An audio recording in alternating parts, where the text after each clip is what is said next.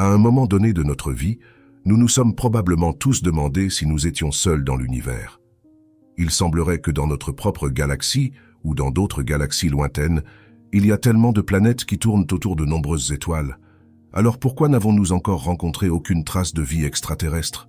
Mais que se passerait-il si des formes de vie extraterrestres avancées étaient là depuis longtemps et se cachaient simplement? Selon l'hypothèse de la forêt sombre, des civilisations technologiquement avancées en dehors du système solaire pourraient déjà prospérer. Cependant, ils n'ont aucune intention de prendre contact, car ils sont soit prudents face aux attaques potentielles d'autres civilisations, soit ils se préparent peut-être à attaquer.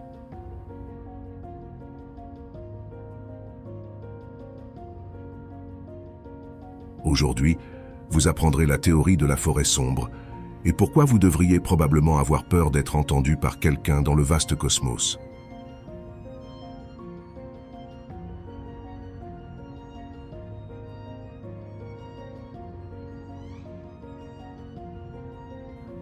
Les hypothèses de la forêt sombre. L'auteur et la source originale. L'auteur de l'hypothèse de la forêt sombre, DFH, est l'écrivain de science-fiction Liu Cixin. Il convient de noter que ce n'est pas une théorie scientifique et qu'elle n'est basée sur aucune preuve concrète. En 2008, Liu Cixin a publié son roman de fiction à succès intitulé « La forêt sombre ». La théorie de la forêt sombre a été décrite pour la première fois dans ce livre. L'essence de la théorie est que chaque civilisation à l'échelle cosmique cherche à obtenir les ressources nécessaires à sa survie continue. Par conséquent, toute vie extraterrestre se cache afin de ne pas être détruite par une autre civilisation, et également afin de pouvoir attaquer et assurer sa propre survie. Alors pourquoi cette théorie s'appelle-t-elle l'hypothèse de la forêt sombre? Dans son roman, Liu Cixin compare cette coexistence précaire à une forêt habitée uniquement par des chasseurs. L'auteur peint les civilisations comme des tireurs métaphoriques dans une forêt sombre, qui avancent silencieusement, craignant d'être découverts par des chasseurs compagnons. Si un chasseur parvenait à trouver un autre, il serait dans son intérêt d'attaquer en premier, avant que l'ennemi ne fasse de même. Sur cette base, nous pouvons nommer plusieurs idées qui sont promues par DFH. La première est que, hypothétiquement, des civilisations extraterrestres existent, mais elles se cachent en raison du risque d'être attaquées par d'autres et de perdre des ressources acquises, telles que des planètes habitées. Dans le cadre de l'hypothèse de la forêt sombre, la survie est la base de chaque civilisation, connue sous le nom de chaîne de suspicion. Ce phénomène est causé par une communication insuffisante, ce qui conduit à la méfiance comme résultat direct. La deuxième idée est qu'une civilisation qui révèle son emplacement en transmettant activement, par exemple des signaux radio, pourrait être capturée ou détruite par d'autres pour des ressources. Le troisième concept est que la camaraderie dans ce type de système est extrêmement rare, puisque chaque civilisation s'efforce avant tout de survivre par l'expansion. Cependant, un traité est possible si les termes sont bénéfiques pour les deux civilisations. Liu Cixin représente l'univers comme un champ de bataille pour des ressources limitées où une alliance est pratiquement impossible. Enfin, il est important de noter que dans l'hypothèse de Liu Cixin, ces chasseurs sont analogues à des civilisations avec un haut niveau de développement technologique. Par conséquent, si une civilisation n'est pas suffisamment développée pour s'annoncer dans l'espace, elle passera inaperçue ou pourrait devenir une proie facile.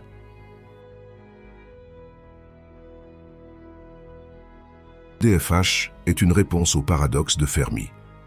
Comme vous le savez peut-être déjà, en 1950, le célèbre physicien Enrico Fermi, en discutant du phénomène des soucoupes volantes avec ses collègues, a posé de manière inattendue la question « Où sont tous les autres ?»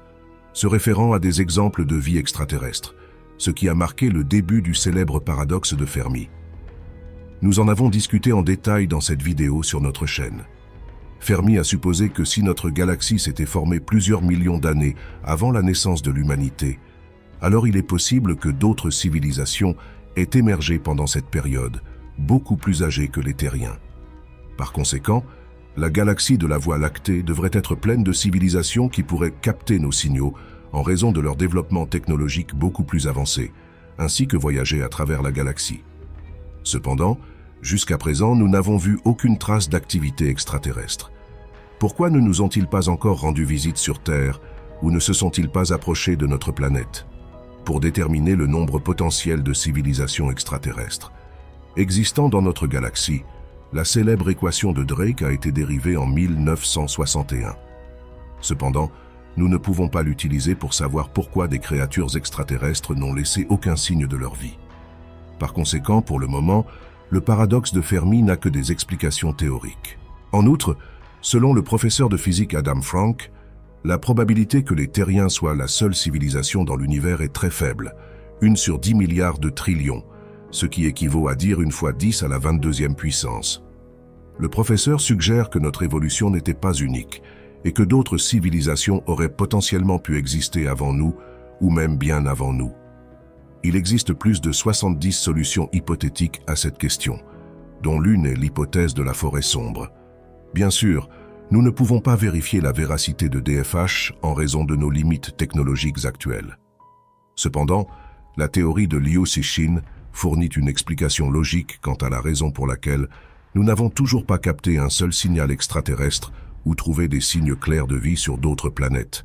C'est tout simplement dangereux pour d'autres civilisations de trahir leur emplacement par peur d'une invasion. Bien que cette hypothèse présente des idées très clairement définies, DFH présente encore quelques imprécisions. Par exemple, si d'autres civilisations existent, alors elles doivent différer de la nôtre en ce qui concerne le niveau de développement en raison de différentes périodes d'origine, comme Fermi l'a souligné. Cela signifie qu'il peut y avoir des civilisations de notre niveau technologique ou supérieur qui recherchent activement une vie extraterrestre ou étudient leur propre système, tout comme nous, parce qu'elles ne le voient pas comme une menace. Par conséquent, nous ne serions peut-être pas les seuls à envoyer des signaux là-bas, car les civilisations ne se développent pas nécessairement dans la peur de la détection si elles n'ont pas vécu de confrontation.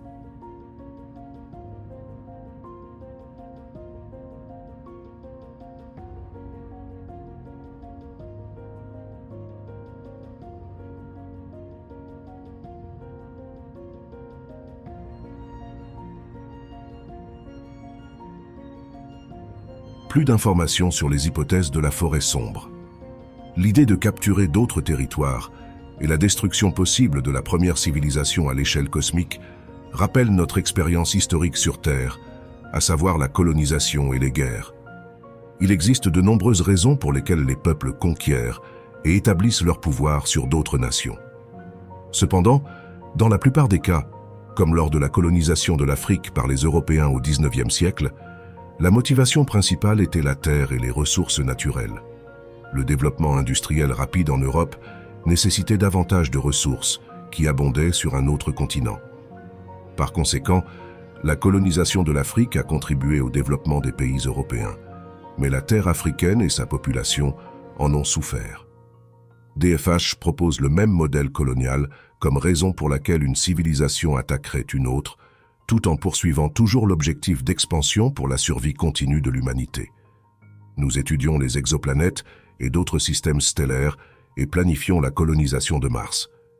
La planète rouge est également riche en ressources naturelles nécessaires au développement technologique. Par conséquent, si nous supposons qu'une autre civilisation poursuit les mêmes objectifs, nous devrons peut-être nous battre pour des terres qui pourraient servir l'humanité. Sinon, notre survie serait menacée, car selon cette hypothèse, la survie et les ressources nécessaires sont cruciales pour la préservation de l'espèce. En plus du besoin de renouveler une ressource limitée, il existe d'autres raisons pour le comportement agressif des civilisations. Par exemple, comme nous l'avons déjà dit, DFH introduit un concept connu sous le nom de chaîne de suspicion. Ce concept est étroitement lié à un autre aspect de cette hypothèse, qui est connu sous le nom d'explosion technologique. L'essence de la chaîne de suspicion est qu'il est impossible pour les civilisations de savoir si les autres sont bienveillantes ou hostiles. Ces doutes peuvent conduire à des attaques préventives et à l'autodéfense. Selon le chercheur Chao Liu, cette chaîne ne peut émerger qu'entre des civilisations ayant le même niveau de développement technologique, car elles peuvent probablement évaluer objectivement leurs propres capacités et celles des autres. Ainsi, s'il existe un écart significatif dans leur niveau de développement respectif, la chaîne ne peut pas se former. L'explosion technologique décrit la capacité des civilisations cosmiques à réaliser des avancées scientifiques et technologiques rapides. Un nouveau chasseur fort peut représenter une menace pour les autres, car des civilisations avancées peuvent commencer à s'en méfier ou chercher à les détruire. Cependant, Chao Liu souligne qu'une tentative d'invasion pourrait également nuire à l'attaquant, car d'autres civilisations ayant un niveau de développement similaire ou supérieur seraient capables de la détecter, ce qui contribuerait à la chaîne de suspicion. Cependant, malgré l'avantage clair d'attaquer d'autres civilisations et en toute discrétion, DFH envisage un autre scénario, la bienveillance. Le point de la bienveillance est de refuser d'attaquer d'autres civilisations, même si elles sont détectées et qu'elles répondront probablement au signal.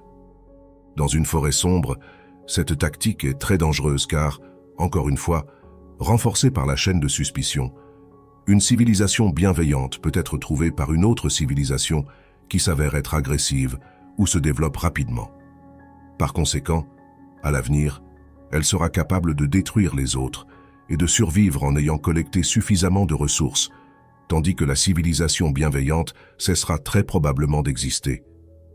Si nous supposons que la vie extraterrestre existe vraiment et qu'elle est bien plus avancée que nous, alors elle pourrait nous attaquer, car c'est une tactique de survie avec la plus grande chance de succès.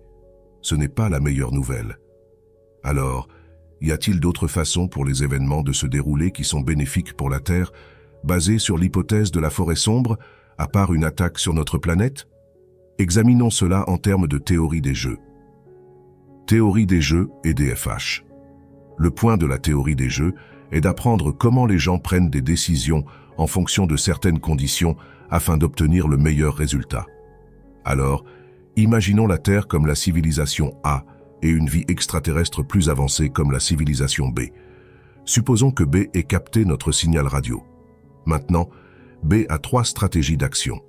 Attaquer, rester inaperçu mais devenir suspect, ou répondre avec la perspective d'une amitié possible. L'attaque serait considérée comme la stratégie la plus avantageuse, même si A est capable de riposter. D'un autre côté, ce scénario pourrait s'avérer être une perte pour B si A, selon la chercheuse Alina Su, peut envoyer un signal afin de transmettre les coordonnées de la planète de la civilisation B à d'autres civilisations. Peut-être que dans ce cas, la meilleure option serait de rester inaperçu. Si les 2 civilisations ne font rien, aucune n'en bénéficiera.